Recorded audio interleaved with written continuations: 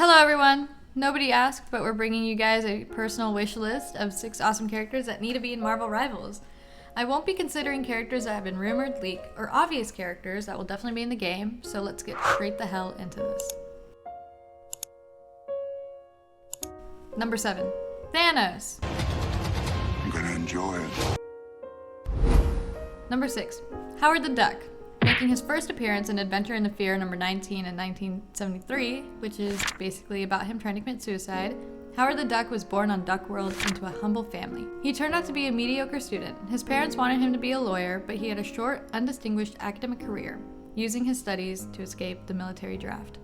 He eventually became a private investigator and a master of quack fu, which allowed him to once take out a gang of 4 adult men with his bare duck hands. Howard contemplated suicide countless times, even once after gracing the marvelous city of Cleveland, Ohio. Howard would definitely be a healer since he's always teaming up with allies. We can't think of any specific abilities he might have, but luckily that's not our job.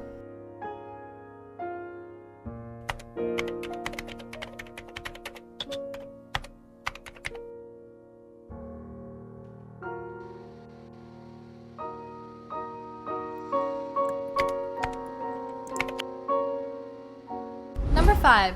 The Wasp. The Wasp made her first appearance in Tales to Astonish, number 44 in 1963. Also known as Janet Van Dyne in the comics, the Wasp was a fierce character and can hold her own against any foe, especially her arch nemesis, her husband Hank.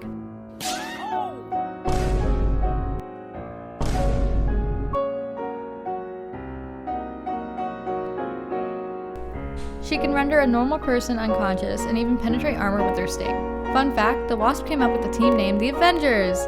Marvel Rivals would be a better place with the Wasp as a healer. Leave a comment if you agree, and if you disagree, keep it to yourself, please. Number 4. Sandman. Sandman, who goes by the name Flint Marko, has been an iconic Spider-Man villain and member of the Sinister Six. But this guy has pretty much fought anything that breathes.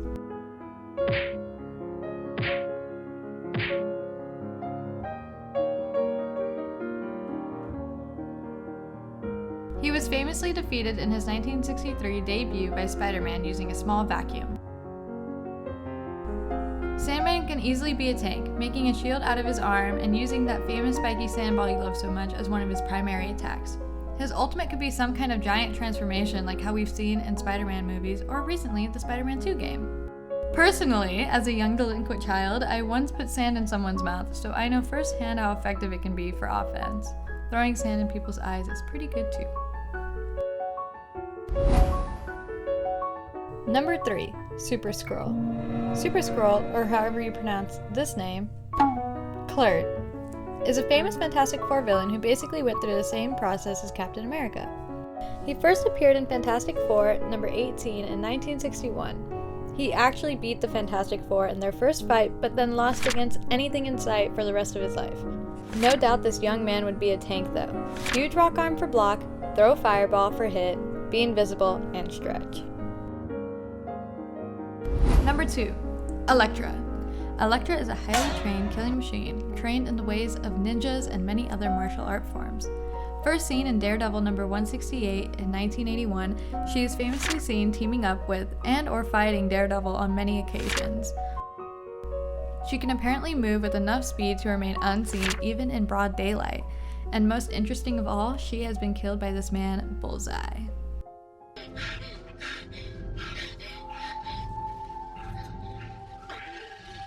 For my next drink. No!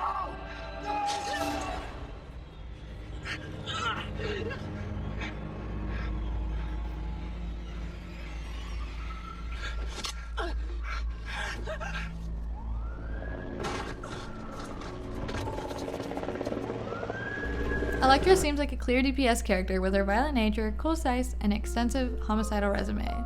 We need more anti-hero characters anyway, so I think she would be gladly welcomed in Marvel Rivals. And finally, number 1, the Silver Surfer, our personal favorite on the list. Just watch as this primitive planet fights for its life against the force of nature.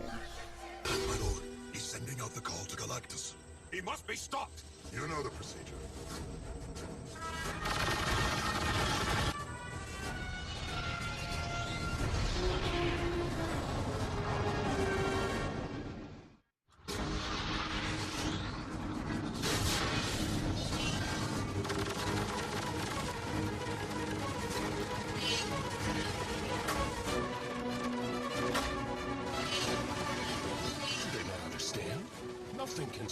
my way.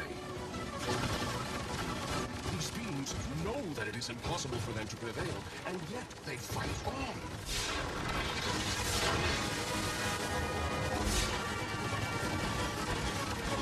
Their struggle moves me in a way I do not understand, yet I cannot allow it to sway me.